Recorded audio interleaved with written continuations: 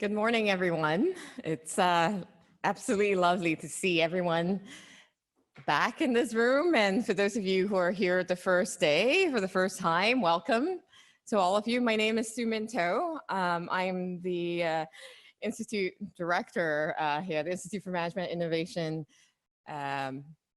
Director on campus. Sorry. I'm also a researcher in organizational behavior. And it's a great pleasure for me to welcome all of you. I hope you've enjoyed the first day as much as I've had, all the amazing conversations and the learning and the exchange that have been going on yesterday. I hope you're all ready and back for more and are looking forward as much as I am to all the discussions and conversations we'll have today. So I'm a researcher in organizational behavior. I do research in leadership, cross-cultural behavior and interactions, and also in knowledge sharing. As the director of the Institute for Management Innovation, I lead an agenda for transdisciplinary research and teaching. We house 6 graduate professional programs that combine science with management. And so we're very much in the view of transdisciplinary research and teaching. We also house 2 research centers, one on big data, the use of big data and artificial intelligence to understand today's wicked problems, and also a second research center on sustainability. With the greater understanding of the importance of sustainability, our programs and our research have really been increasingly recognizing the importance of taking a sustainability lens and a transdisciplinary approach. It's a great pleasure for me to open this morning's session. I hope you join me in welcoming our first speaker, Ersilia Serafini. It's wonderful to have her back on campus. It seems like she's been here, she's one of ours, and so it's wonderful to have our speaker be a UTM alumna. Ersilia has been the president of Summerhill since 2009. Summerhill is the leading, for some of us who don't know much about Summerhill or are not from here, Summerhill is the leading energy efficiency and demand response implementation services company specializing in customer engagement.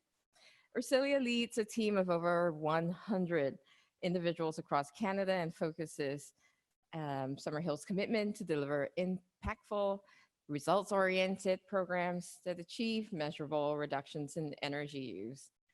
At the community level, Ersilia acts as the president for the Clean Economy Fund, is the former director of the board of Ontario's Independent Electricity Systems Operator, the IESO, is an active member and regional forum officer for the Young Presidents Organization.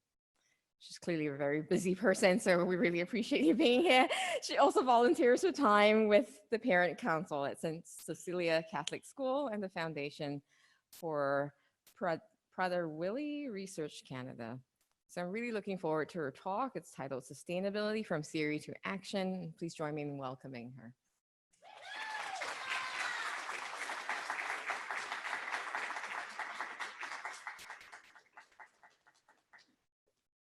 What a warm welcome. That was amazing. I don't know who was cheering up there, but I'm excited. Early in the morning, everybody's been coffeed up. I'm super thrilled to be back on campus. I'm going to just open up my phone because we're going to do some live polling today, and I'll give you instructions on that in a minute. I just want to make sure that we are set up so we can do that.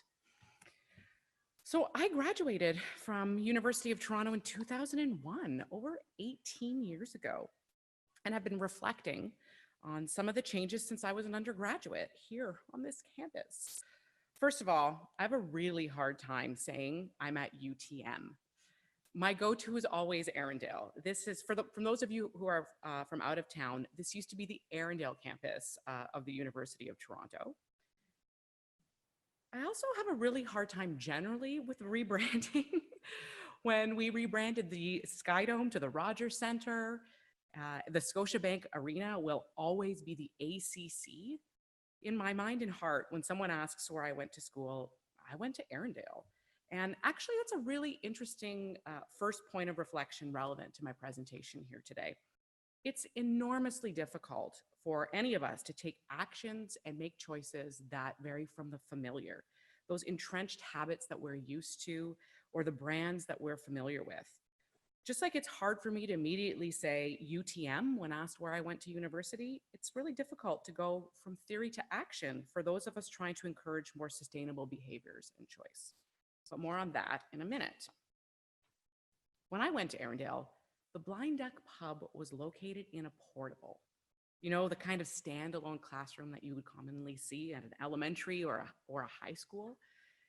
I tried to find a picture, but there were no Google images of the old pub. There was also no athletic center. And quite frankly, you know, I had prepared some remarks on this. I was overwhelmed when I drove through the campus this morning. Thinking back, we had a north building, a south building, and the Kneff Center was the brand new building at the moment. I remember registration for classes at that time required hours and hours of lining up in the south building or, you know, dialing a phone number for millions of times to get through to some automated system. It was really different. Hilariously, I was preparing my remarks this past Thanksgiving weekend, and I was with my family, and my 12-year-old niece said, you know, what are you doing? And I told her I was writing about my time at Arundel, and she said to me, Zia, is that a real place? After being super confused for a minute, I'm looking at her blankly, like, what do you mean, is that a real place? She was referring to Arundel with an A, which for you non-Disney fans is where Anna and Elsa live in the movie Frozen. So I am firmly in the UTM camp now because to a new generation, Arundel means something completely different. So today I'm really pleased and would love to share with you my story of my journey from here as a wide-eyed undergraduate to how I became CEO of Summerhill and share some of the lessons I learned along the way. Summerhill is a company focused on helping people save energy in their homes and businesses. There we are. There's no doubt in my mind that the interdisciplinary approach of my major in environmental sciences here at UTM shaped my entire philosophy of creating change. But you don't need to take my word for it. A wise man named Drake once said, sometimes it's the journey that teaches you a lot about your destination. And I think that's a really great way to frame our journey to become more sustainable, both personally and professionally.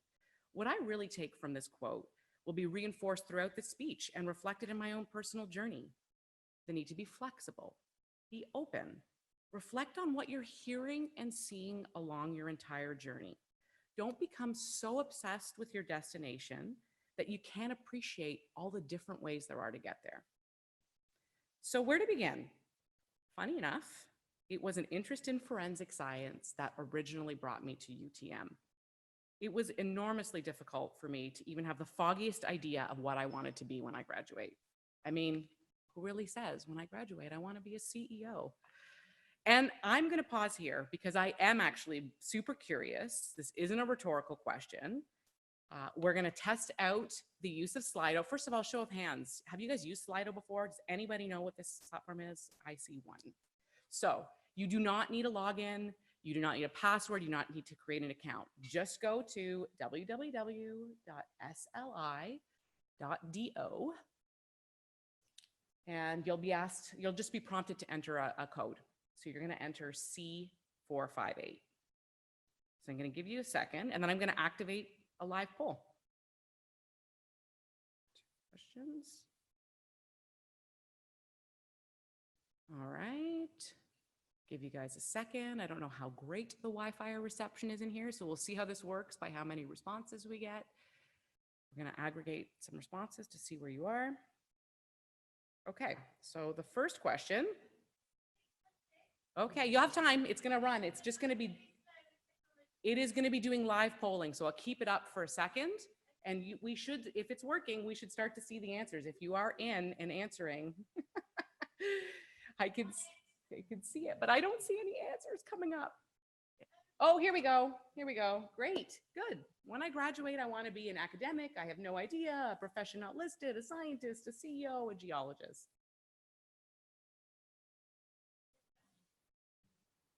And I'll use this a couple of times today. So interesting. I would really love to talk to the 8% of people who want to be a CEO after this presentation. But you can see it is fairly low. There we go. And a profession not listed. Like there's a lot, and obviously the intent was also to cast your mind. If you're firmly entrenched in your career, the intent was to select the choice you would have when you were an undergraduate. It's a really difficult thing to understand where we're going and what we want to be. Thank you for your participation in that. So I said, I'm interested in forensic science. Maybe I'd like to be a coroner. I mean, I watched every episode of Law and Order ever. They used to stream it. They used to show it at 2 a.m. And I've read every Patricia Cornwell novel about Dr. Kay Scarpetta. So it seemed like as good as a plan as any. And my first year was super science heavy. I took bios and chems and calculus, but I happened to throw in Environment 100 as an elective. And I met Professor Merck for the first time, and I was completely hooked. I was hooked with that elective. So I changed my major in my second year to environmental science, and then began to immerse myself in earth sciences, geology, ecology. To be honest, I wasn't even thinking about how I was going to use these courses as a profession. I was just really passionate about the subject matter. I wasn't sure where to focus, but I absolutely loved that I had options. My fourth year courses included environmental health, environmental law, and environmental business courses dealing with ethics, corporate social responsibility, and the triple bottom line. And there were internship and co-op options. I certainly had a revelation at some point in my last year that the Earth was reaching a crisis point, and I was convinced that no matter what field I went into, there would absolutely be a need for a voice to consider the most sustainable choices. So I really wanted to focus on the intersection between business and the environment. I knew I wanted to make money.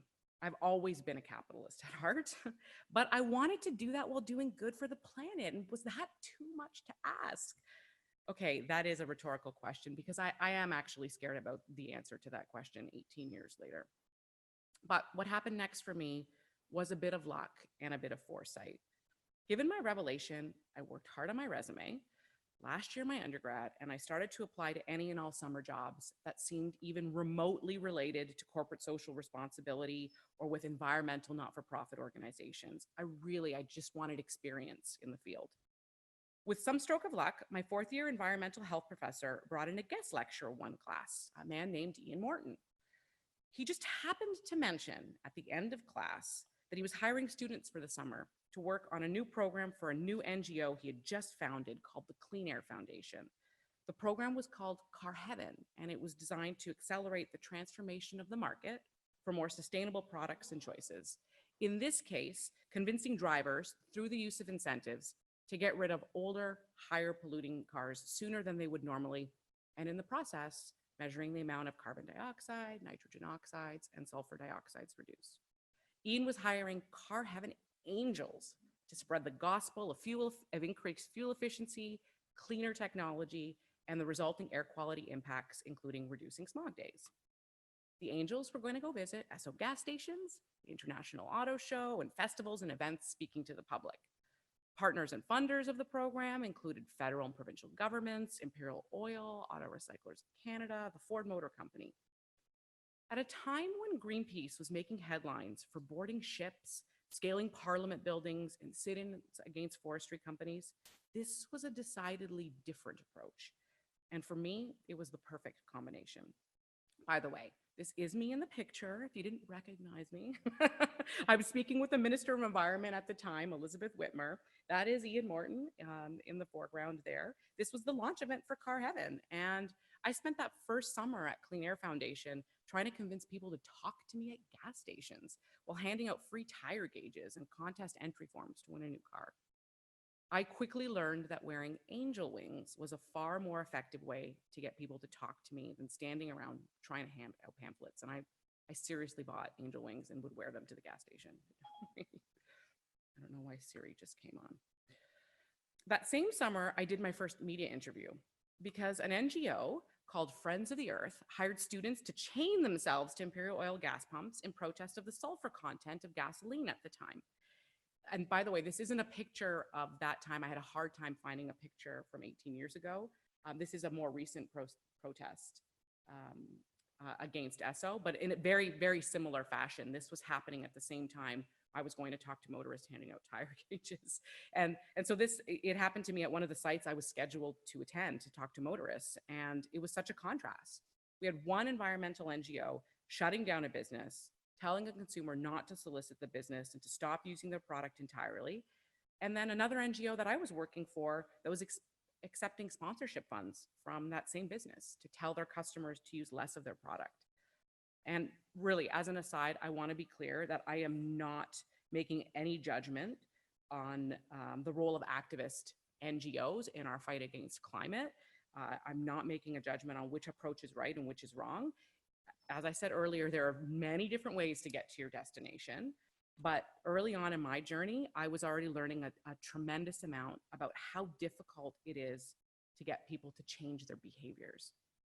So it's time for our second poll. I'd love you to open your web browser again to Slido, sli.do, enter the code, and let's do this. I'm interested in your thoughts on what you think was the biggest incentive to get people to get rid of their old car in the Car Heaven program. So for individuals that decided to get rid of their old car through Car Heaven for the cause of reducing air pollution, what do you think is the number one incentive in exchange for recycling their old car responsibly? And these are real incentives. We offered all these incentives: $1,000 off the purchase of a new car, transit or metro pass for a year, rollerblades or bicycle, or an auto share membership.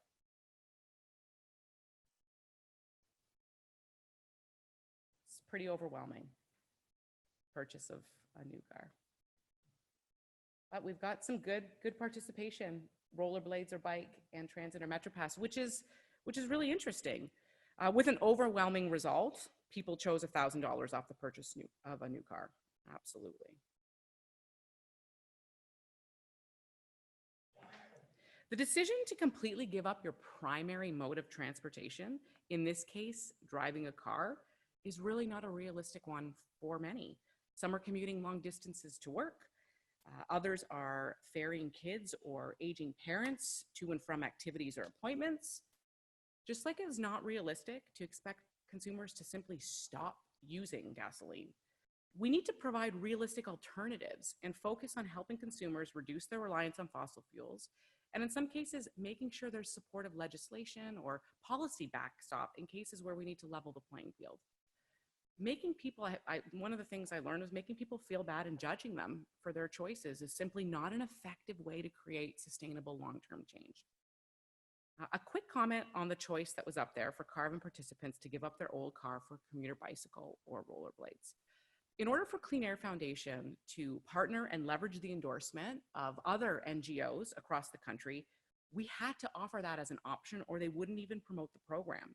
The most hardcore of the groups we worked with really struggled with offering a discount off new car, even an option. They didn't even want that to be an option for consumers, and really tried so hard to push cycling or transit. But bike redemption at best was a single-digit percentage of the results. In total, the Car Heaven program saw 138,000 cars recycled responsibly through the program and resulted in the reduction of 5,000 tons of smog-forming emissions and 4.16 million liters of fluids that were not discharged into the environment. Not to mention, we reclaimed a ton of mercury switches, which were in some of these old cars as well. This picture was taken when we hit 80,000 cars retired, and I still, to this day, feel so proud of these results and can say with confidence that there is absolutely no way we would have seen this level of participation had we started with the message, people just shouldn't be driving. Back to my journey. The success of this Car Heaven approach taught me another key principle that I've continued to apply throughout my career. That is, if you want to convince people to take an action or change a behavior or a purchasing decision, your best chance of success is to capture their attention at the point at which they are doing the behavior you want them to change. This was the entire reason we went to auto shows and gas stations for car heaven. We proceeded to apply the market transformation approach to lawnmowers, window air conditioners, electronics, and light bulbs. So we needed new partners. Over the years, I've worked with the Home Depot, Best Buy, Canadian Tire, Costco, and many others. Again, you can simply take the approach that people should know better and should be motivated to stop buying gas-powered lawnmowers or incandescent light bulbs, and you would be right. But would you really have impact? Impact for me is measured on the screen here by the thousands of people who waited in line for free compact fluorescent light bulbs and have now gone on to purchase LED light bulbs, or the thousands of customers who traded in old gas-powered lawnmowers for push mowers or electric mowers. As I continued my career at Clean Air Foundation, as with most NGOs, I had an opportunity to do a multitude of jobs, including program management, business development, proposal and report writing, managing a budget, hiring and firing event ambassadors and field teams, being a public spokesperson. As with most NGOs, it was a really lean team. But as a result, you learn a lot about yourself and what you're good at, what you dislike, and what you like to spend your time on. There are 3 things that I really love: public speaking, problem solving, and making quick, competent decisions, which, as my sister might tell you, led to my nickname, the Dictator, as a child. However, in a lean NGO, or as I was to move on to next, a privately owned services company, these qualities lend themselves really well to a president and CEO role. Hindsight is 2020, and I can look back on my choices, my behavior in group projects, my willingness in any volunteer situation to accept whatever role is needed, given the list of boards and I'm a part of. And just quite frankly, I say yes a lot, and it's not hard for me to imagine that I was destined to be right here in this role today. One thing I would like to convey is that I was never so obsessed with the journey to becoming a CEO that it prevented me from accepting roles or opportunities that I felt had real impact. And that includes never being obsessed with what my title was or when I was supposed to move from a coordinator to a manager to a director or become a vice president. The leader I am today is 100% shaped by all the experiences and insights I've had on my journey. And as a CEO working on behavior change and sustainability, none more critically important than that first year as a car heaven angel.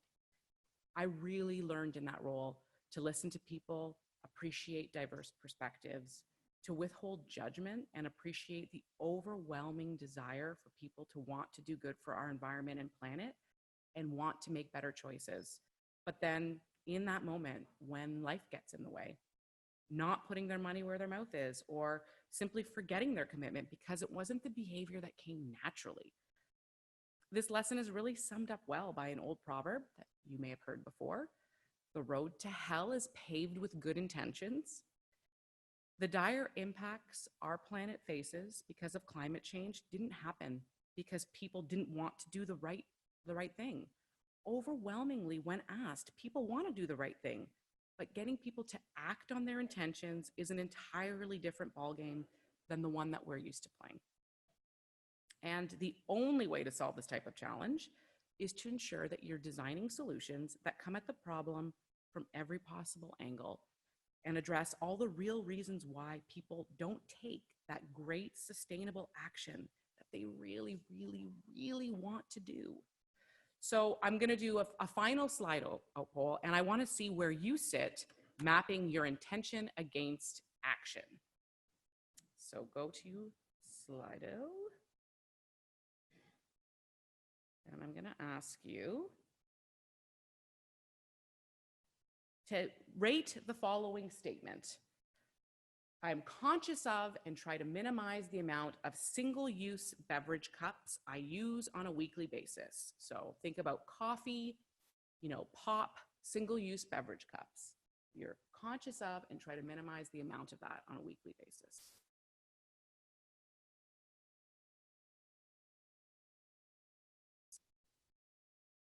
I love never even think about it. I asked my daughter this yesterday, and she was truthful. She's like, I never even think about it. But overwhelmingly, 76%, you strongly agree. So we're gonna go old school for the next part. I want you to raise your hand if you went to a coffee shop and bought coffee this week. Who's gone to a Tim Hortons or a Starbucks and bought a coffee in the last week? Okay, look around. It's a pretty decent, I'd say lower than I normally get when I ask this question, but so for those of you that raised your hand that you've gone to a Starbucks or a Tim Hortons and bought a coffee, raise your hand if you took a travel coffee mug with you when you went, even once. So those are amazing results. Amazing results. And I was going to say, look around at that. I'm super impressed because when I do this at typical conferences and industry events in my space, it's really, really dismal. It is super dismal. And, I'm sure our setting and your focus and your commitment is amazing, but that was good. It still wasn't all of you, but it was way better than normal. So again, 77% of the room thinks about it. And for those of you that did, not everybody did it. And obviously this was an unscientific study. Not pretending that there was any science to this.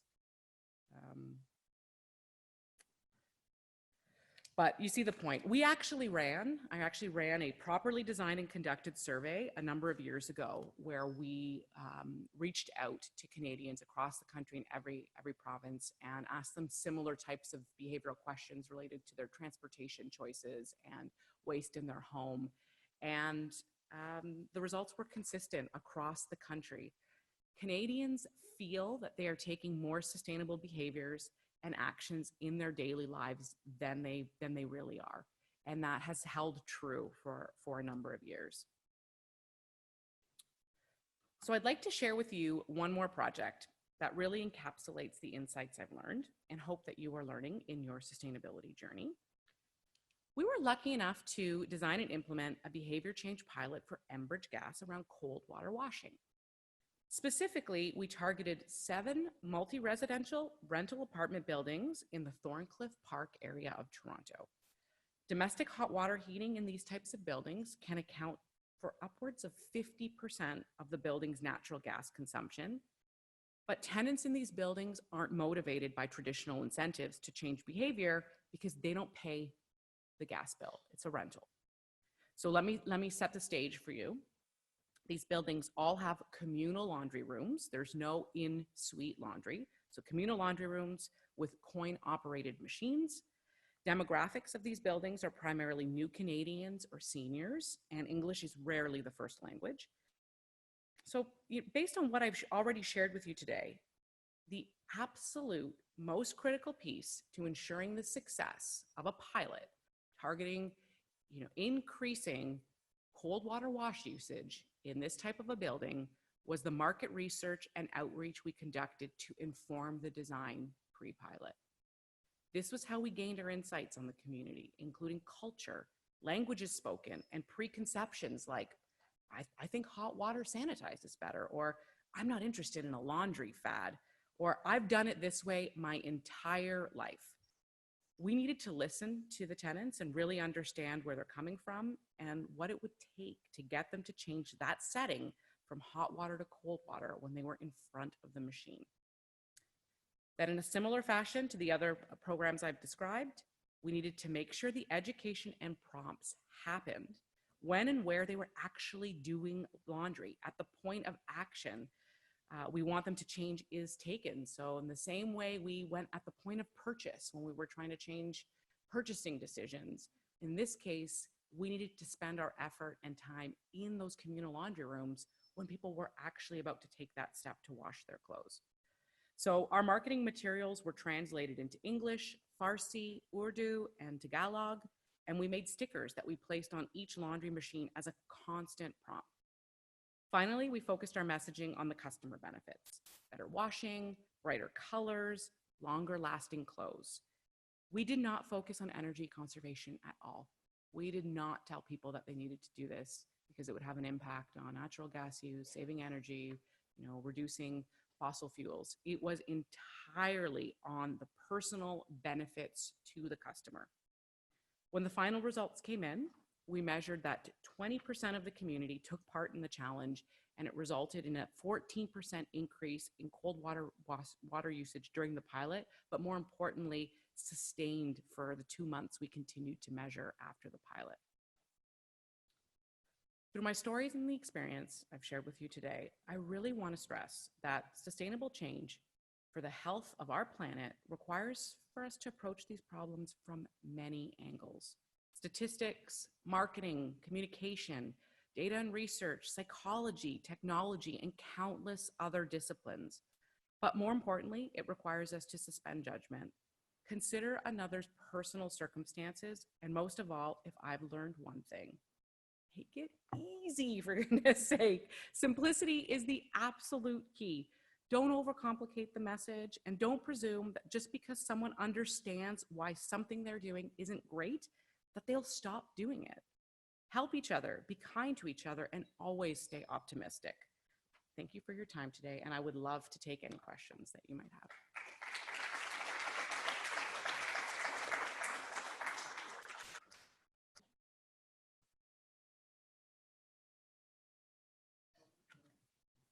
All right.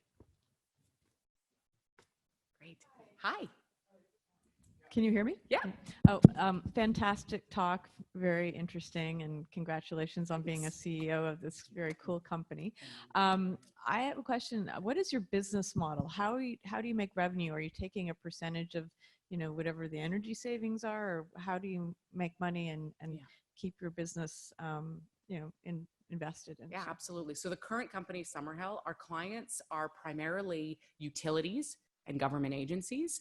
We found a very niche market where in many jurisdictions, utilities are mandated by the province to run conservation activities. So in some cases, they're ratepayer funded. So as a portion of your bill, you contribute. As many of you who are from Ontario know, last year when the Ford government got elected, they canceled all those programs.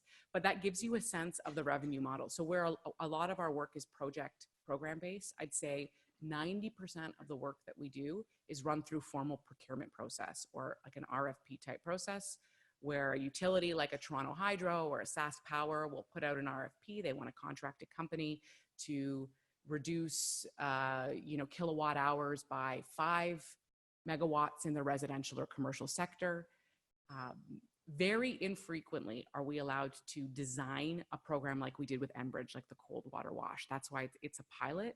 In many cases, the programs are prescriptive, they've designed, and they're just looking for somebody to do the outreach and run a call center and process incentives and write checks. So it can be, in some cases, very unglamorous work, but that's the revenue model. We're active. I have offices in 8 provinces across Canada, because energy is also a uniquely local issue.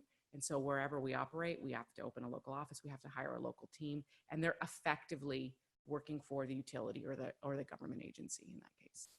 What is your competitive space like? How many competitors do you have roughly? Where do you sit amongst the competition? Yeah. I love this question because our industry is changing rapidly. So we are one of I'd say maybe there's 2 of them, last remaining privately owned energy efficiency service companies in Canada. The others are all American. So we're seeing enormous consolidation. My biggest competitors have come up from the US and tried to snap up a lot of the small local companies that have been doing this and consolidate under their brand. And so when I enter into procurement processes today, I'm more often than not competing against whether it's a global consulting firm or large US companies that are backed by private equity. So it's really been consolidated. There's only, I would say, 5 to 7 real players of substance that bid on the type of work that we deliver in the market. What Canadian policy could we put in place so that we keep our Canadian companies like you and actually have more Canadian companies and not have this situation? That's a tricky one. I wish I had the brilliant answer to that solution. And it's interesting because I'm coming off of a recent loss on a big piece of work targeting the commercial industrial sector in Ontario, looking at energy efficiency retrofits of some of our biggest, buildings and facilities. And we had been shortlisted for as one of the top 3 proponents in the 4 regions of the province, and we went in. So based on the quality of our response, based on our presentation, we're top 3, and we didn't even get a region. And I was told it came down to pricing. And this is the difficult thing when you're running formal procurement processes. So there's a need for governments, which I agree with, to be transparent and to run really defined processes. So there's a benefit to that, because you want to make sure you're not overspending. In this case, it was a disadvantage because all of my competitors were American companies. One recently had a $1 billion liquidity event. They have cash to burn. They're looking for customers. They're trying to do project and customer acquisition for completely different reasons than we are, trying to foster and keep some of the capacity at a local level with local consultants and local LDCs. They didn't have that, but that comes with a price. So you really have to choose whether you want to deliver services for the lowest rock bottom prices, because that's where we're heading to, or whether you value, other qualities and criterias, like being a woman-led company and having a unique team of local presence in every community across the province. Those things didn't have value in those procurement processes, and so as a result, it becomes difficult. But it's going to be an increasing challenge for sure. Yeah. Yes. Thank you for your presentation. It seems to me, though, that pain is coming one way or the other. We haven't deviated from the worst case scenario since the beginning of the IPCC. Yeah. I mean, to me, it seems like we should be putting CEOs who market products like lawnmowers or single-use plastics in jail. I just think one way or the other, whether it's a planet that's increasingly difficult to survive in, or we have to push people out of their comfort zone, it's going to be painful, right? Yeah. I mean, do you see any way we can avoid at this point some kind of eco-fascist dictatorship? I mean, my nickname's the Dictator, so I can totally appreciate where you're coming from. But no, truly, and I touched on it a little bit. I gave a vague reference to legislative or policy backstops, but I fundamentally believe we've reached a crisis point, and the time to act has been compressed so dramatically. So the programs and the approach that I'm taking, they take a long time. If you look at that cold water wash, it was 14%. You invest yourself in a building for a year, you get incremental change. People don't act on their own. And so that legislative policy backstop on a lot of critical decisions is what we need, because we need to level the playing field. People, in a market-based society, you have winners and losers, but people aren't going to take that action if they feel it's going to hurt them in their pocketbook today or tomorrow. And so I firmly believe more than ever that there are a number of circumstances where we require real leadership in the public policy sphere, so that we set that tone. It's the same for everybody, and then you have to figure out how to compete in that new environment, and we're missing a lot of that on a lot of these issues. And we see overwhelmingly in the current federal election that Canadians support the status quo.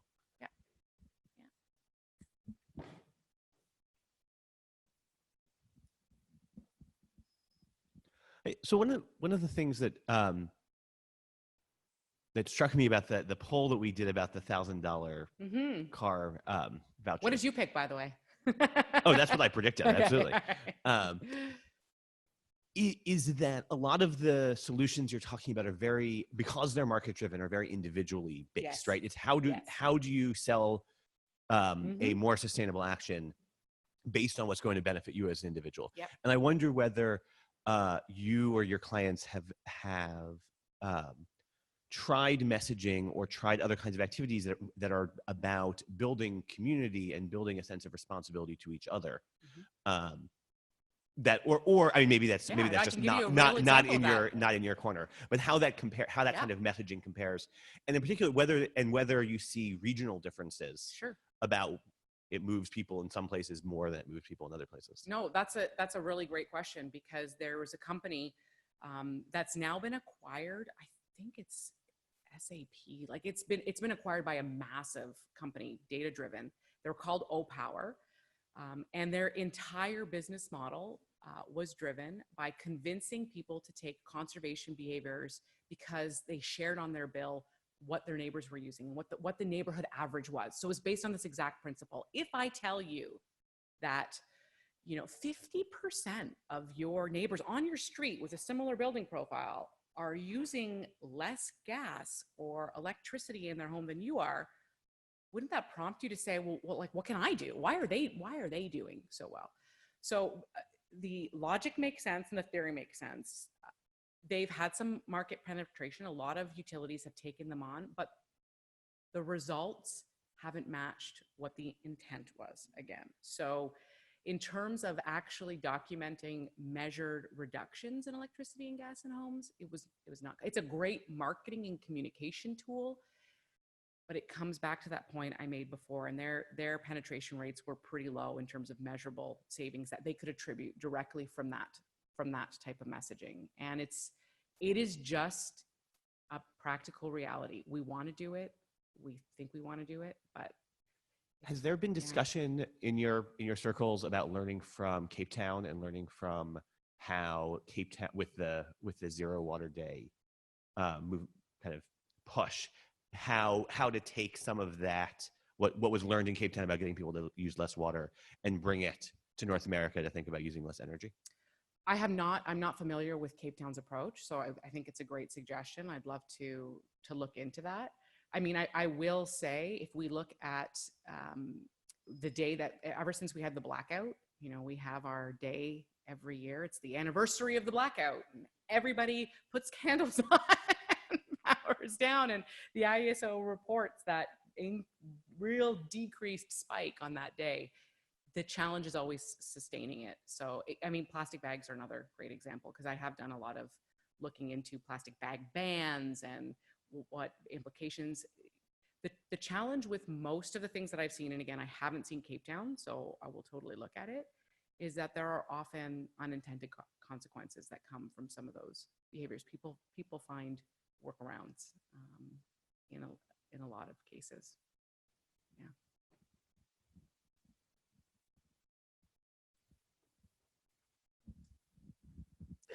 Thank you for this lively presentation.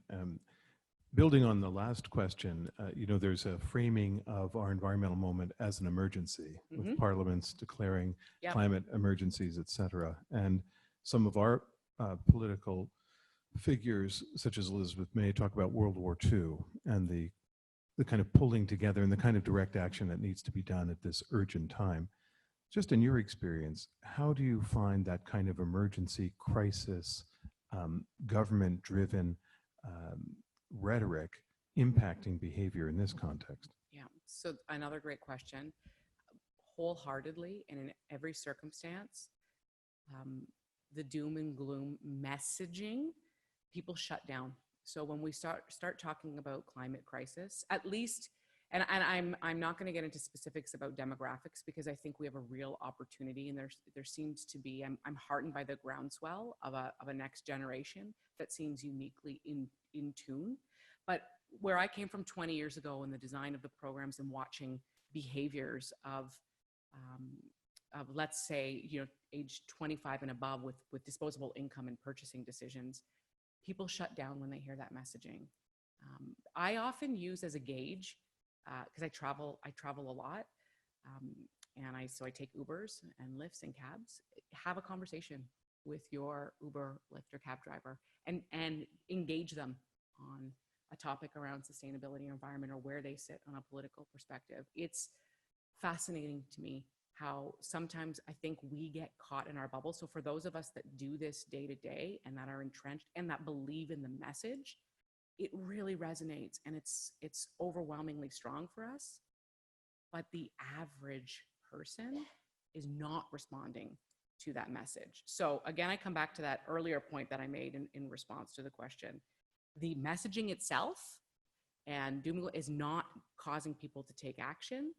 Our governments need to step in and embrace some critical policies. Like the fact that we are debating carbon tax, and that we have governments that come in with carbon tax and economists that back it, and then have a whole set of governments that just think it's okay to wash it under the rug. Like that is really indicative of where people's minds are at. To me, it's an entirely politically driven conversation, and that's where a lot of this, I put the buck squarely at their feet, because I'm telling you, if we're going to rely on the average person to make that decision, they're not. They're gonna retreat into themselves when you tell them that, the doom and gloom scenarios. So we are missing in this country real action, real leadership at a political level. It is absent in my mind on all levels, on all parties. Thank you.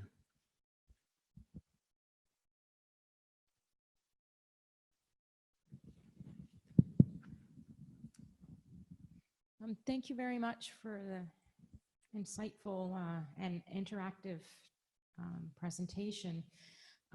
You talk a lot about actions. I'm very curious if you could comment or speak to how are you getting, knowing that thinking is the first step to actions, and you showed that in the disconnect between the survey and the hand up with the coffee. How is your organization getting at people's belief systems and values to create a shift there, which then in turn creates a shift in their behaviors and their output and their actions? So I think the example that I'll come back to was the point that I tried to make with the cold water wash, which is we did a tremendous amount of work understanding the value systems of the individuals and the communities that lived in those buildings. And so for us, there was the action that I wanted them to take was to reduce the amount of hot water used because it saved meters cubed of gas. That wasn't mentioned at all, because when we did the values insight work, it's not what was important to people. What was important to people was they're on fixed incomes, and letting them know that their clothes would last longer in cold water was what was really important to them. How they washed it, the hygienic aspect of it was really important. For new Canadians, it was breaking a myth that, well, we always washed in cold water in the country I came from, but I just assumed that this is what you did in Canada. It was entirely values driven. So the action was the same, but the messaging became really critically important. And it's a recognition for our team in particular that we don't need to preach our, climate saving, energy saving message to get the action that we want.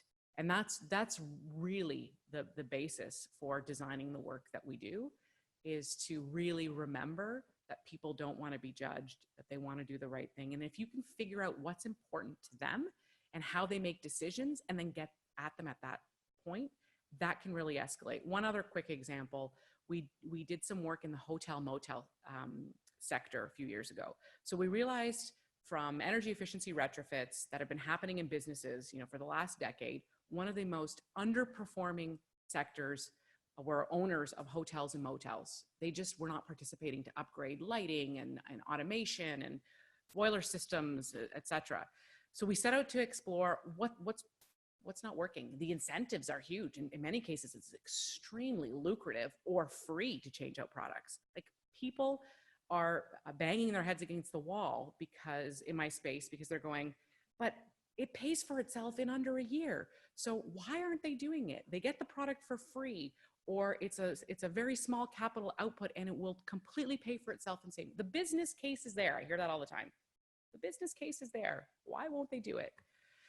Well, we learned for hotel and motel owners that primarily they're owned by family holding companies and consortiums, and that the only time capital upgrades were done in those buildings was when the property changed hands.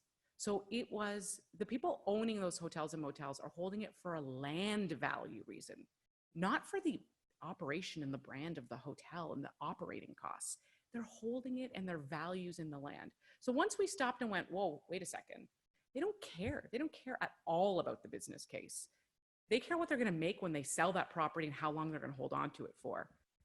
So we realized then that we had a window. If we designed our program to target the upgrades when the transaction happened, when that property changed hands, we became hugely successful at doing the applications, getting the paperwork in, and upgrading a ton of hotels and motels because we captured the owner and the property manager's attention when the property changed hands and they had a window to rebrand, do some capital upgrades before it would sit for 3, 4, 5, 10 years, however it was.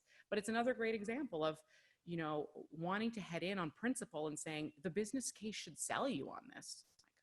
It doesn't. Time and time again, you have to understand those real unique differences in your target audience. So I just want to add a comment. Last question. Regarding the cold water Yes. laundry.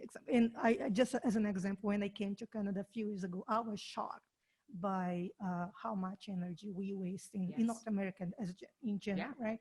So in my country of origin, we don't do dishes with hot water. We don't do laundry with hot water. We don't even have hot water on the tap, right?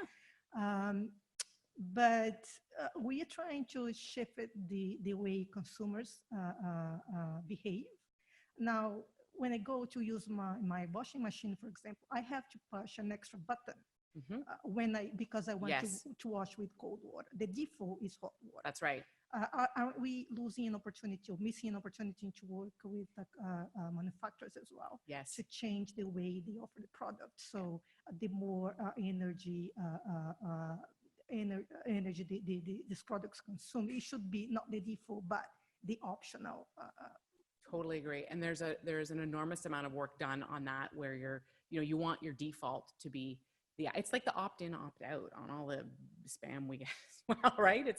It's changing that to the default makes a huge difference. In the case of the cold water wash specifically, and I didn't have time to mention it, it was coin-operated machines operated with Coin-O-Matic. So we did do an enormous amount of work trying to bring Coin-O-Matic on board on principle to some design changes that could facilitate that. In one of the cases, we had heard from one of the buildings that people just go with the default, right? So if the person before them used hot water, they were less likely to switch that button to cold. They were just going to come in, put their coins in. So again, that's a slow shift, but that is absolutely the type of approach we would take, is to say, well, there's a fundamental problem here, and we could gain huge ground if we could convince the manufacturer of these Coin-O-Matic machines to change the default. I wholeheartedly agree. Yeah. Okay, thank you so much. Thank you, Ersilia, for that fascinating and very frank and personal account of the various challenges with behavioral change. And I think the last comment about changing the options really speaks to sort of this move towards changing the choice architecture. And so a lot of us are thinking about that, and behavioral change is important, but yet a lot more difficult than we think. We have to we'll take a 5-minute break, and we're going to set up for the next talk. And so we'll take a little pause, and if you need to go for a bio break or more coffee, you're most welcome to do so, and we'll reconvene in 5 minutes. Thank you so much. It gives me great pleasure to introduce our second speaker. Gregory Cajete is a Native American educator whose work is dedicated to honoring the foundations of Indigenous knowledge and education. He's a Tewa Indian from Santa Clara Pueblo, New Mexico. He has pioneered reconciling Indigenous perspectives in sciences with the Western academic setting. His focus is teaching culturally based science with its emphasis on health and wellness. He has served as a New Mexico humanities scholar and as a member of the New Mexico Arts Commission. He worked at the Institute for American Indian Arts in Santa Fe, New Mexico for 21 years and is a practicing ceramic, pastel, and metal artist. He's the former director of Native American Studies and currently a professor in the College of Education at the University of New Mexico. Please join me in welcoming Gregory.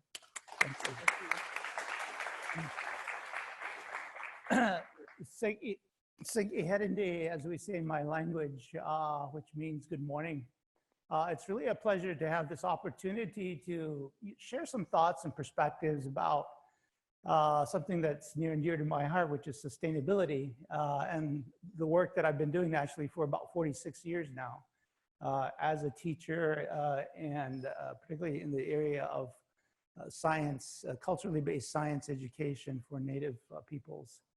I've been to Canada several times, working with primarily First Nations, Aboriginal, Indigenous people here.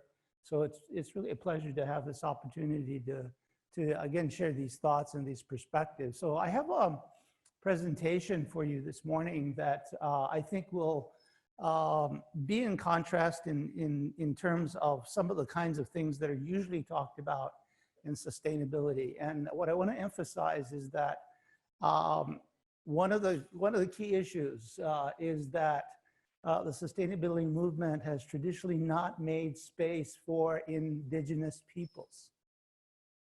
And yet Indigenous peoples have been largely, as a population worldwide, the greatest affected by global climate change. And this has been going on for really quite some time. So part of the work that I do really is basically act as a translator, between the Western world, because I am trained as a biologist first and also an educator, and also among Indigenous peoples in terms of the kinds of issues that Indigenous peoples face, particularly here in North America, regarding many kinds of issues. Being a director of Native American Studies, having many faculty under me and having taught many students, over these many years of teaching, a lot has changed, but also a lot hasn't changed. And of course, I think from the previous speaker, you heard that a lot of the kinds of rhetoric that you hear in terms of government and policy doesn't really match the aspirations and the issues that common people have, and particularly Indigenous people have, with regard to the issues and challenges of climate change. So I want to bring your attention to this first slide, because a lot of the work that I do is around this whole concept of Indigenous epistemologies, and particularly as it reflects in Native sciences. That's a 1,000-year-old membranous pot. It's distinct in the sense that it's a whole philosophy in a pottery design. You can see the sandhill crane and you can see the human effigy figure. This is a positive negative image. So it's actually one image. You can't pull these two images apart without destroying the whole design. Its meaning is manyfold, but its essential meaning is that the sandhill crane is the human is the sandhill crane, and that you cannot pull apart those entities. It's that interdependence, interrelationship that is a part of all nature. So what you're seeing today, and what some of you may not see actually in a lot of universities, is the re-emergence of Indigenous thought. But yet it's happening all over the globe. Many of the kinds of concepts and ideas and perspectives that are being put forward by environmental, ecological philosophers are actually Indigenous ideas. These are Indigenous ideas that have been long a part of Indigenous cultures and traditions, interpreted, of course, in their own ways, in their own kinds of cultural context, but nonetheless, these are Indigenous ideas. So this is why I say the Indigenous mind is rising, and an emergence of this Indigenous thought is happening as we speak. There's about, and it's hard to get estimates, worldwide, maybe about 200 million Indigenous peoples on every continent. Indigenous peoples being defined as peoples who are still people of the land, people who have a cultural tradition in relationship to their lands and to their place, that they still practice. That includes language, culture, art, all of these kinds of understandings and perspectives. So the indigenous mind rising. As an artist, I look at things simultaneously, and my combination of science and art is very interesting because I'm a self-taught artist, and the art tradition doesn't come from school or schooled art. It comes from a lived tradition of art in my community, in my family. And so I have a little bit different perspective of arts even as well as I do of science. This particular piece is by a good friend of mine, an artist, and his title for this is In the Native Eye. And you can see as that native eye peers out into the environment, what is seen is a tapestry of interrelationship, interdependence with plants, with animals, with the forces of nature. And it really is, again, another whole thought, a whole perspective, an understanding of philosophy and epistemology that allows you to begin to, in a sense, conceptualize what indigenous thinking is about. And essentially, it's ecological in its orientation, it's sustainable in its action. So creating a new pathway to the future is actually what we're all talking about, both in terms of indigenous peoples and also certainly now as the climate change is really taking effect in a variety of different kinds of ways, and the challenges that it brings is coming forward in a variety of different ways. We don't have a word for education among many native languages, but we do have a word for pathway, which implies that this is a journey and this is a process, a journey through a storied landscape.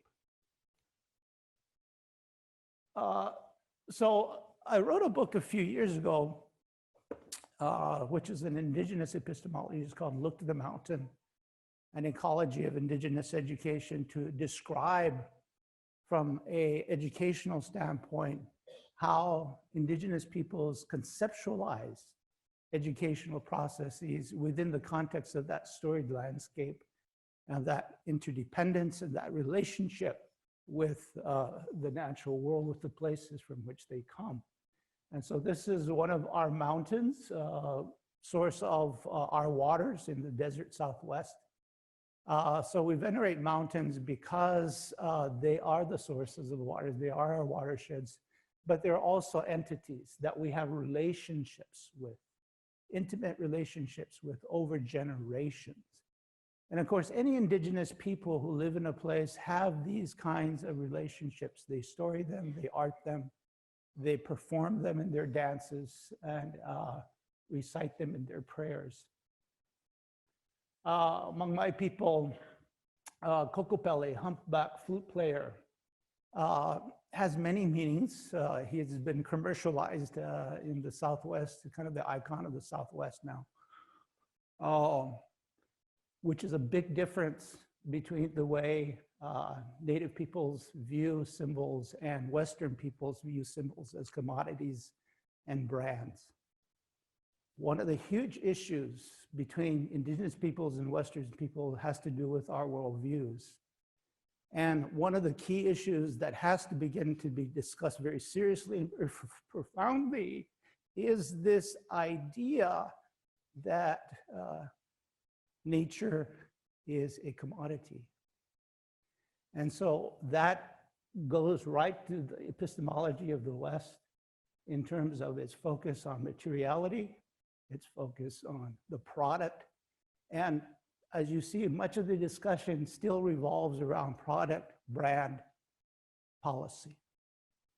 So this is deeper thinking that we have to begin to go to begin to change these ideas and change a kind of consciousness that's directly tied to this epistemology of material objectivity. So that's another thought. But Kokopelli, humpback flute player, representing the co-creative spirit of nature. The essence of that spirit is carried in his music, is carried on the back with the seeds that he disperses in the environment as he leads the people on that pathway through that storied landscape. So Indigenous epistemologies are relational, sustainably oriented, interdependencies, adaptive, community shared, synergistic, highly contextual, metaphoric, practical, place-based, spiritually driven, naturalistically learned, story-based, generationally driven, artistic, holistic, and emergent. So these are the characteristics that most Indigenous peoples reflect in their conceptualization, their understandings of themselves in relationships to their environments. As an applied epistemology, it includes a whole epistemology that's relational. It is applied to both society and culture, Indigenous learners, evolving theory of Indigenous theory. There's a role that community plays. There's a role of native science, which is a science of place. And there's also roles that are affected both economically in terms of governance and emerging roles of sustainability. So, you know, I know I'm moving quite fast because I was told I only have a half an hour, so this is longer than that. So, you know, but these are the kinds of dimensions, I guess is the word I'm looking for, dimensions of the kinds of things that are happening with this idea of applied epistemology as it's being re-expressed by Indigenous peoples today in a variety of different kinds of contexts. So, in terms of climate change, Indigenous peoples have been largely like canaries in the miner's cage. And as I say here, when their cultures and language disappear, this reflects a profound sickness in the human ecology. In North America, climate change has already drastically affected Indigenous peoples' hunting and fishing, economic infrastructure, water, housing availability, forests and agricultural resources, and even health and well-being. And this is not just recently. This has been going on really for the last 100 years.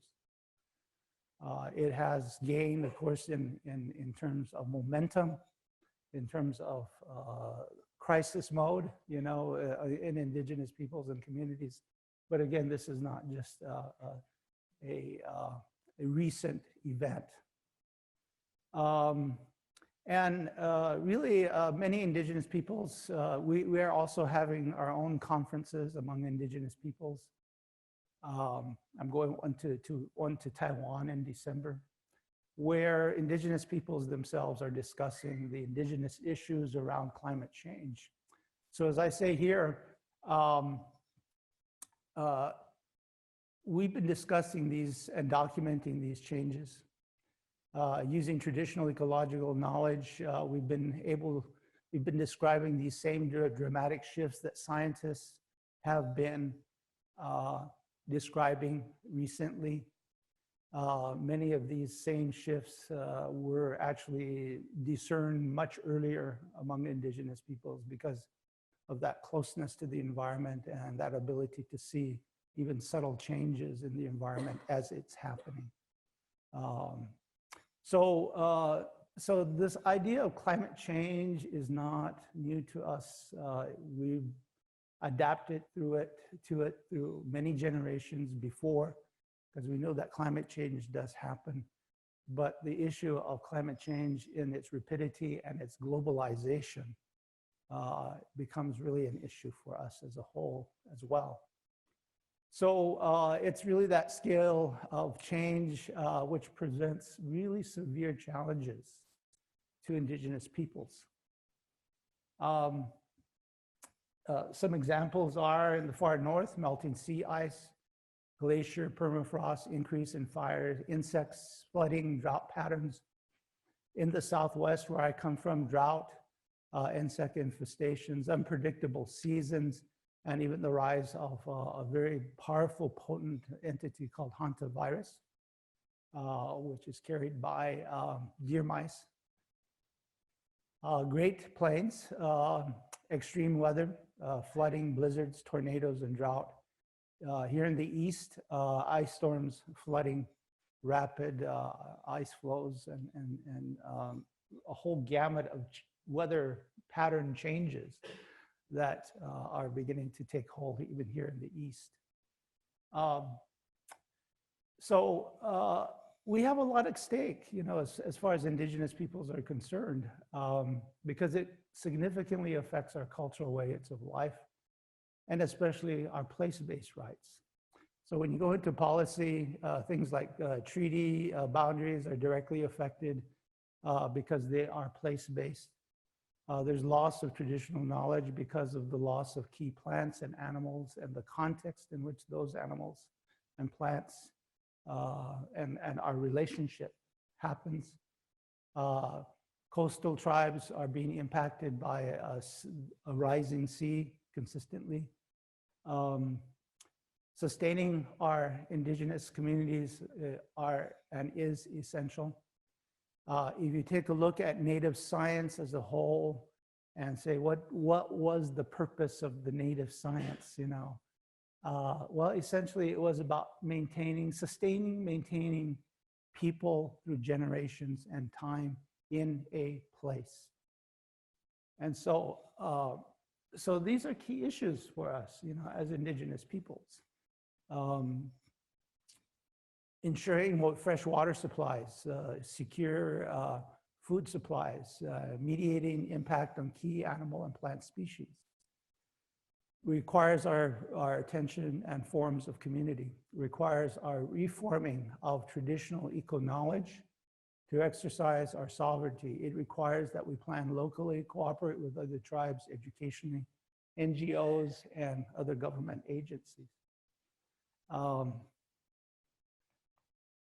Which is a challenge in itself.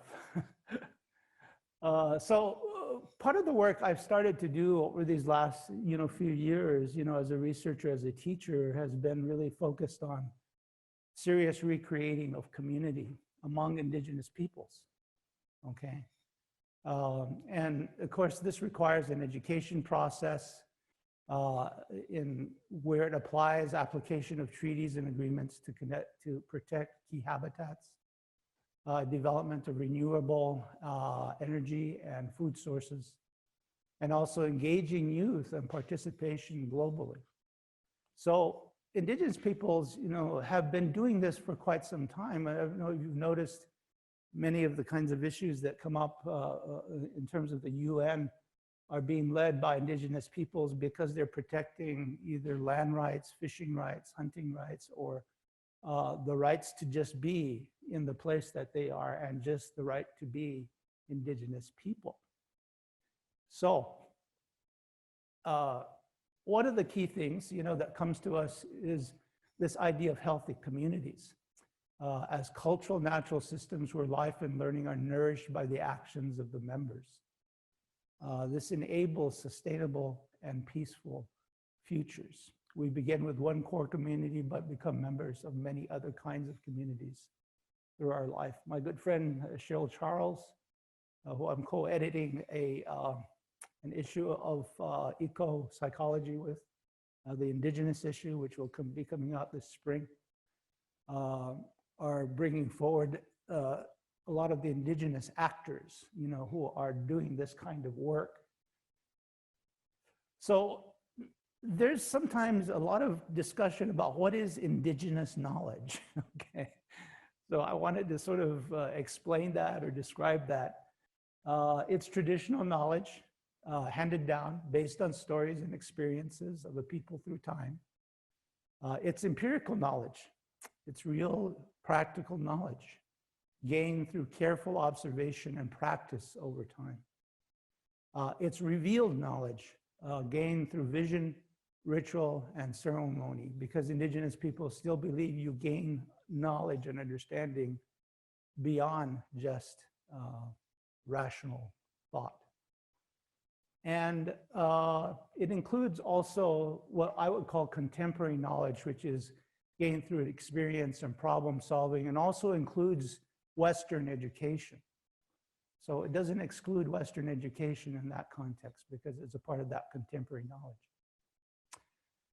I like this metaphor. Biological metaphors are alive, mechanical metaphors are dead. Metaphors influence how we think and the way in which we affect others. Part of the issue, coming back to this issue of worldview, the difference between Western thought and indigenous thought is this idea that we're living from two different metaphors. And I'm painfully aware of that, you know, as an indigenous scholar teaching in a Western university.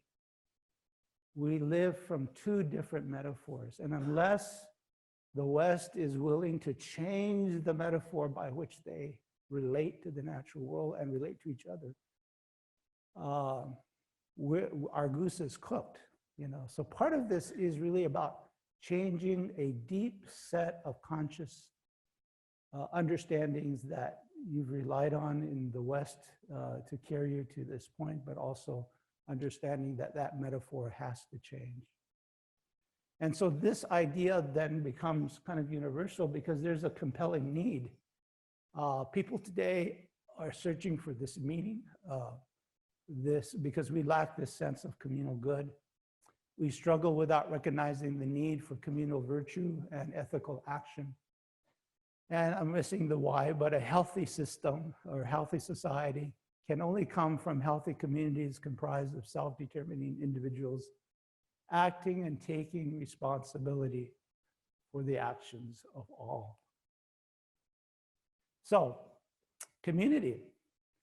D. Hawk, in his book, Birth of Cardiac Age, says, the essence of community, its very heart and soul, is the non-monetary exchange of value. Things we do and share because we care for others and for the good of the place. It arises from a deep, intuitive, and often subconscious understanding that self-interest is inseparably connected with community interest.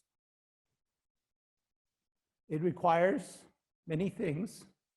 That perception of belonging, it places our identity in context, participation and communication and commitment, the support of individuals, and in turn supports individuals.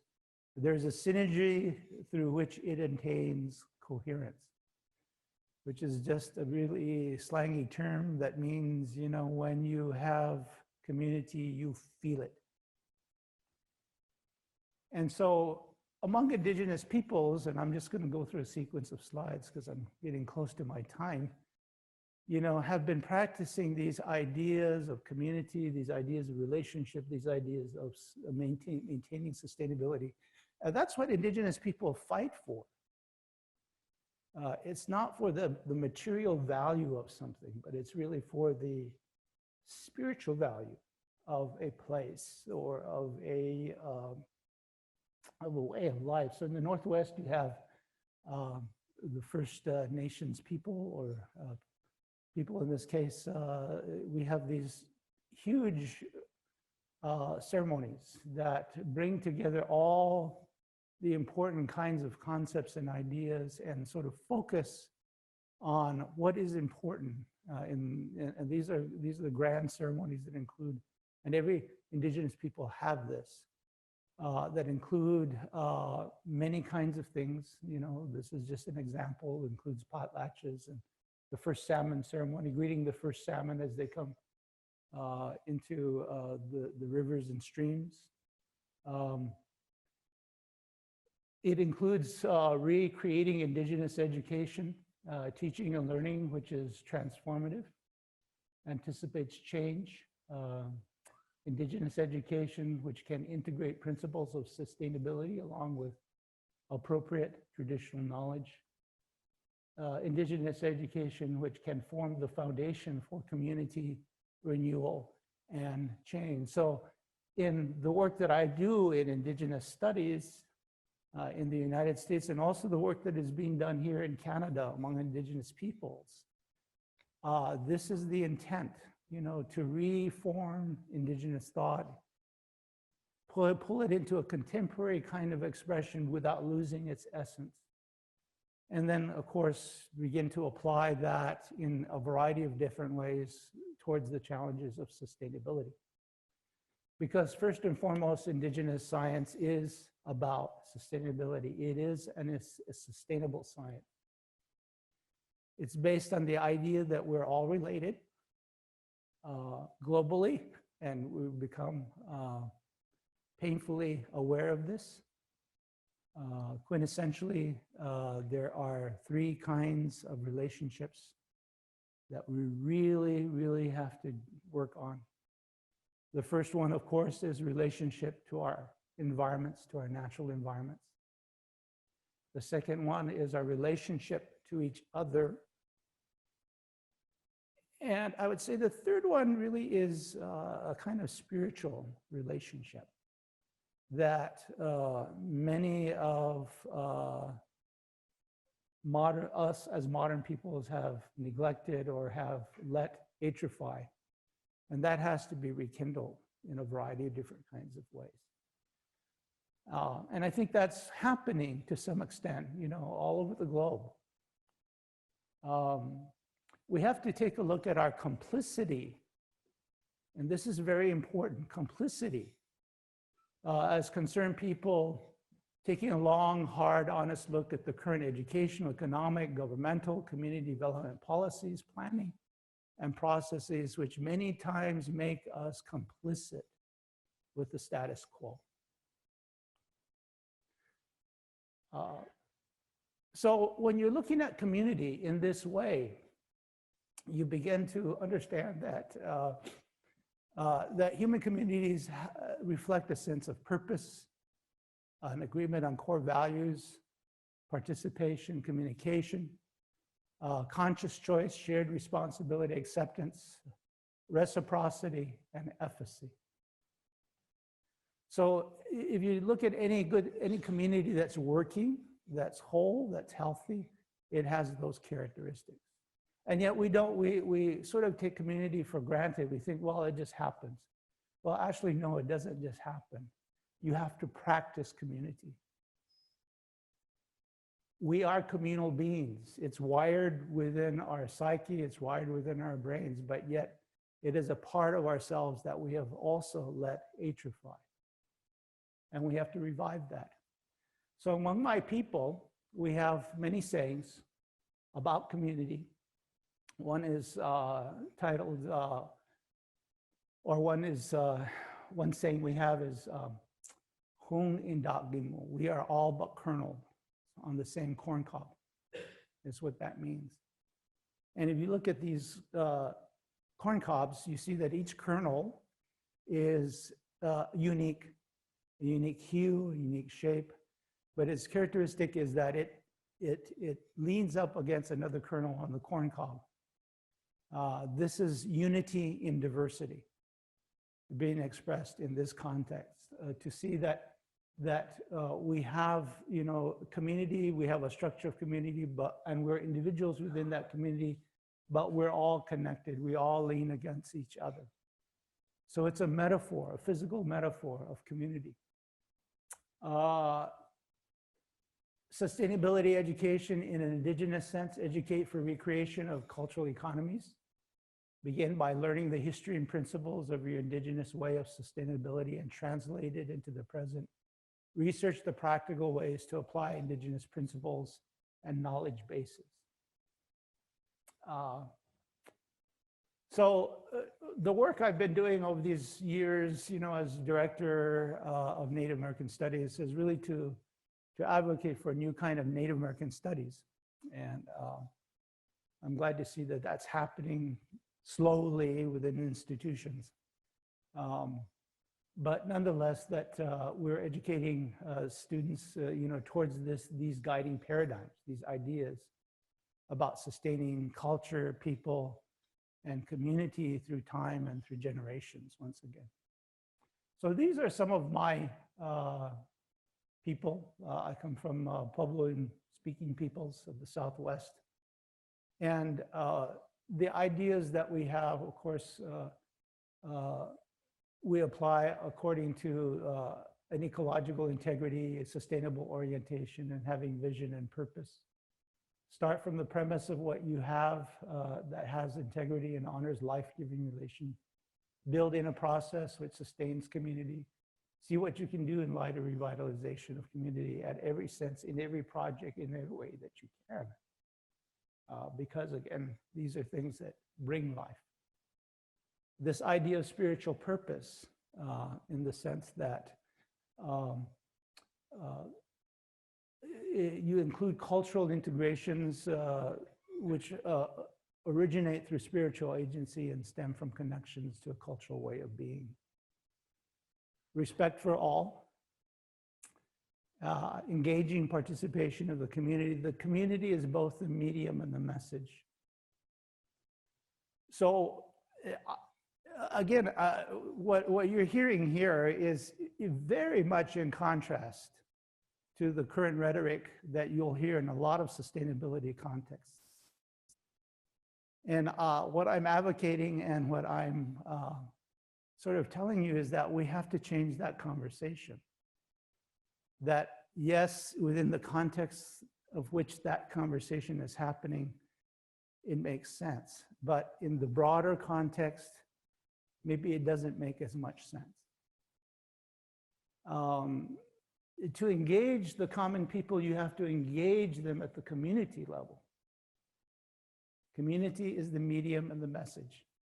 It's about relationship, because indigenous worldviews are relational worldviews. So building upon and extending relationships are essential. Restoring and extending the health of the community is the goal. The initiative should generate always dynamic and creative process.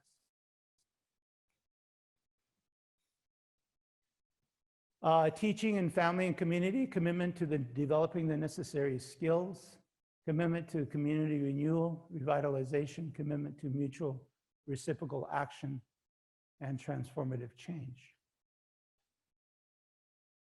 Shared indigenous principles. For indigenous peoples, we do have complex adaptive systems knowledge, which is our traditional knowledge. We can be resourceful, industrious, collaborative, cooperative, integrating difference in political organization, building alliances, trade, and exchange. Now, what I want you to realize, while this is focusing on the indigenous context, that actually this is the universal context also. Because many of these ideas and these perspectives certainly transcend the indigenous context. The challenges, of course, establishing political self-determination, decolonization and culturally responsive education, economic exploitation, dealing with those issues, the diverse and competing ideologies, political restructuring. Just turn on the television, either here in Canada or in the United States, and listen to, the news of the day, and you see all of this. Individual diversity, identity redefinition, creating formal and informal institutions that actually teach for this kind of thinking and consciousness change. Of course, the fragmentation that we see all the time, this creation of institutions that advance this work. One of the reasons why I accepted the invitation to this conference was that it's doing exactly what I think, at least on paper, what I think we should be doing, in terms of advancing sustainability as a real, focus. So, as we move along, these ideas, are ideas that that we create different kinds of ways in which we bring back community and this sense of consciousness in a real and direct and applied way into our individual lives as well as the lives within our institutions, within our society as a whole. I get in trouble for this last statement. Even the corporation can be sustainable if founded on principles of sustainability. I don't know if a lot of corporations use the term sustainability bandied around, you know. They're talking about sustaining their bottom line, essentially. It's not about sustaining anything else. But if they were really serious about sustaining life and really challenging global climate change, that bottom line would say, essentially, sustaining Earth. You know, and that's the huge consciousness shift that has to take, because corporations hold far more wealth than our collective governments do, and that we do as a whole. So I finish with these last thoughts. For me, you know, I look at indigenous food traditions, family, community, relationships, health, and education, ways in which we traditionally as indigenous people have taught about, have learned about, have understood, have applied, you know, these age-old principles of sustainability within our own cultural communities. We are winnowed in our earth mother's basket is another saying among my people. We are winnowed within our earth mother's basket. So the earth, you can consider humans as being those kernels of corn that the grandmother there is winnowing. That's a metaphor for the kinds of understandings and perspectives that I think we have to begin to gain, because we're all kernels in the same basket these days. Global climate change is global, truly, truly global. It affects everything, everywhere, in every place, in everyone. And so that probably the first time in human history, there is an impetus to create a different way of being in the world, which is relationally based, which is very much indigenous. It's very much the principles of indigenous thought and perspective, which human beings have been practicing for thousands and thousands and thousands of years, really are principles that have maintained us and allow us now to move forward if we have the ability and the wherewithal to change them into contemporary expression in ways that are going to allow us to face these challenges that are before us.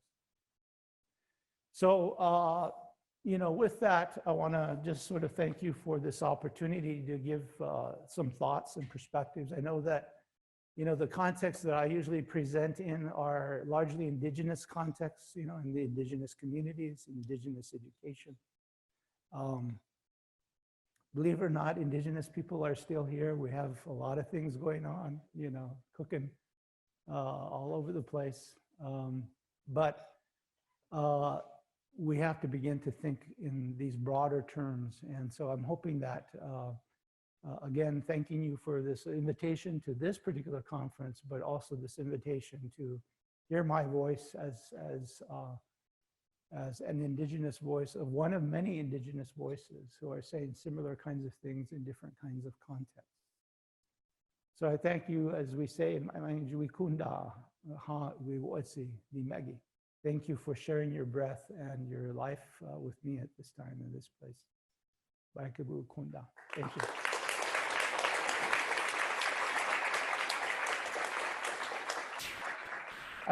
I think I have some time for questions. Maybe just a couple of 3 questions. Yes. I really loved your talk, and I think we can learn a lot. I loved your talk, and I think we can learn a lot from everything here. I'm noticing a number of concerning trends that I think are related, at least in the developed world. We're constantly hearing about people's loneliness, and you mentioned healthy communities, but we also see attitudes at work that everyone's replaceable, and lots of irresponsible applications or future expectations of applications of artificial intelligence, for example, where everyone is replaceable again at work and the automation of work, these kinds of concerns. So what would you say to people who do not have these cultural origins? Because that's really where it's coming. A lot of these trends are coming from. How would you help us, essentially? Well, I think you have to learn the indigenous. You have to learn, you have to take the time to really know, to really know the other, to understand the other. I think that there's been a kind of arrogance in Western thought, particularly in Western science, you know, and that's one of the reasons why I chose to do this as opposed to do, you know, biological research in a laboratory, because I think that that part of the issue is that the Western way of thinking hasn't created the kinds of spaces for the other. And I'll give you an example. You know, as a scientist, you know, working in Western science at one time, you know, I was faced with this conflict of epistemology. Of a relational worldview versus an objectified worldview, and that was the essence of this consciousness that I had to deal with, you know, as an indigenous person coming from a whole different kind of worldview. And I think that part of what has to begin to happen is the creation of space for the other. Native science, you know, is a very practical, very effective science. It's a place-based science, so it's based on the needs and the experiences and the kinds of relationships that are established in a place. And what is important to understand is that we have to begin to get back to that. So the lessons learned from studying indigenous ways of knowing and indigenous thinking, to some extent, are already permeating and coming into ecological philosophy, ecology, eco-psychology as well. So you see those underpinnings of indigenous thought there, but you don't see that, you don't really see it in business. You don't see it in education as a whole, higher education especially. You don't see it in science education almost at all. So that part of what has to happen is really permeability of those hard borders that have been established. In indigenous in countries where there are large indigenous populations, part of the issues of the governments that run those countries is that they're Western trained. They're using Western models. They're using colonized perspectives and understandings of their own people and of themselves. So among indigenous people, that's the reason why we have Native studies. You know, part of it is really to help indigenous peoples understand what it means and what the impact of colonization has had among us and among our people. But colonization also impacts the colonizer. And so there's a responsibility on both the indigenous to learn about, you know, understanding themselves in that context, but also the colonization or the colonizer learning what has happened to them as a result of the exclusion of other thoughts, other perspectives, other ways of knowing the world. So it's a huge agenda, right? It's a huge agenda. But part of it has to be about that openness. And so I think we're working on it. We're getting, you know, we have multicultural education. Here in Canada, you have, you know, the Indigenous agenda that's moving forward, you know, within the schools. But that's just the beginning, really. It really comes down to a change of consciousness and this idea of relationality, you know, and community beginning to permeate. It's here, we have it, but we haven't developed it. We haven't nurtured it. And so that's what's important. That's the lesson of Indigenous thought and perspective. So I don't know if I've answered. I have a tendency to talk around the world, so. But hopefully some of the answer was in there.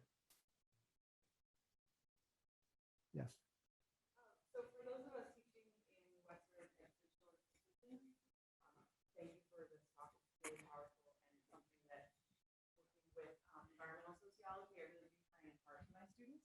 Yeah. Thank you. But I'm wondering, so without, recent generations of Indigenous heritage, for those of us who are really far removed from any Indigenous roots of our own, how can we teach these things without becoming appropriative? Yeah, that's always a sensitive issue. I think, first of all, you need to learn about Indigenous histories. I think that's appropriate in almost any class, to learn the histories, because there you'll see the history of colonization, the impact that it's had, as I've just said, of both colonizer and colonized. So that's important. That's part of the amnesia of modern society, is that it has not only excluded the Indigenous, but it has erased it from memory. The second piece is to go back into your own Indigenous histories, wherever those sources or origins may be, and begin to learn about that, because you're going to find the same things that I've talked about there. The third thing is really to focus on the principles, which I do. I deal with multiple tribes, okay, multiple Indigenous traditions. And each one has a difference. It's like those kernels on the corn cob. They're individual and very unique expressions. But we're all operating on similar, if not the same, principles. So focus on the principles. Teach about the principles, because Indigenous thought exemplifies principles that are universal, in the sense of the kinds of perspectives you have to move forward with this sustainable consciousness. Thank you. Yes, one more. Yeah, two more. Oh, he's got the mic. Okay. Yeah. Go ahead. Okay. You showed the picture of a salmon run, and you said that plays a spiritual value. Environmental philosopher would use the term intrinsic value, rather than spiritual value. And what's interesting is that there is a Western philosopher who is well known, Mark Sagoff, okay, and he wrote an essay in which he's not in favor of intrinsic value, except if they are place-based. So I'll just give that information. Okay, that's a good point. Thank you. Thank you. There was another gentleman over here. Yeah. Thank you for a wonderful lecture. Just a question that when you showed those corn cobs and your discussion of that, I found that fascinating, but I have a question for you. As you know, the corn was domesticated, maybe, go back 7,000 years by the indigenous people. Okay, and I'm very curious always about various. The wheat was domesticated in the Jericho Valley around 10,000 BC, and so on. We have all these things. What is it about indigenous people domesticated corn? What is it about indigenous science, the way you view it, that led to that absolutely marvelous domestication of corn? And how would you contrast that the way they did it, let's say, in the Middle East when they domesticated wheat and so on? I mean, it's a question that's sort of suggested by your example. Am I making sense on that? Well, I think that's a good question, in the sense that, first of all cultures have a system of what today is called science. All cultures have a native science. That's one premise that I think we have to agree on first, that that's the case. Otherwise, none of us would be here, right? So there is such a thing as native science, that's very specific to culture and place. But in each of those diverse cultures and diverse places, there's a perceived need of it's based also on relationship, so people had relationships to plants, having gathered them, having found uses for them, for food and for medicine, for other textile use, and so on and so forth. So there's been an ongoing relationships of human beings to plants, since thousands and thousands, maybe millions of years, so that's an evolving kind of thinking. In terms of specific kinds of cultures, like the maize cultures, a particular kind of plant was available in such a way and was reflected upon in such a way that it became a member of a community. It became, the relationship was so close and so intimate with certain plants that those plants were considered members of the community. And so corn was one of those kinds of symbolic entities. In terms of the experimentation that went on, of course, you know, all sciences have observation, experimentation, reflection, you know, fine-tuning that reflection to begin to, and that's certainly what happened with both corn and wheat. You know, over a period of time, the application of what we call genetic science today was applied, and this relationship was established in such a way that it became more and more intimate, and the use of that plant and the dependability of that plant as a source of food for the people begin to sort of be played on, both symbolically, ritually, ceremonially. Among the Pueblos, we dance corn in all its different stages of growth and development. That's how close our relationship is to it. So it comes back down to the relational aspect that a people hold and view and understand that leads them to discover or to examine or to experiment with certain entities within the environment which they establish a relationship with. So that then becomes solidified in the community in such a way, symbolically, ceremonially, spiritually, as is the case with corn in most native communities. So you're adding that element, yes, in your view, which is very interesting to me, yes, to the genetic modification, yes, which has been going on in many cultures, and yes, that's in common in indigenous yes, science as well as, yeah, you know, the, you know, domestication of apple in Uzbekistan, yeah, around the same time. In fact, yeah, there are so many of these examples. Yes. There's some common denominator, yeah, as well as this relational aspect yes, that you're emphasizing. It's very interesting. Thank you. Yeah, well, part of the common denominator is that populations are rising, human populations are rising, you see. Yeah. And so you have the need for a dependable crop, yeah, something that can be cultivated and that you can depend on, you know, for a period of time. And so also there's a practical need that begins to arise as human populations rise around that time. Thank you. Yeah. Okay. So much. I'm afraid we're out of time, and I would love to continue this conversation all day, but thank you so much. We're going to break for coffee, and Gregory will be around, I think, and we can chat more, but thank you so much for taking the time. Thank you. You're welcome.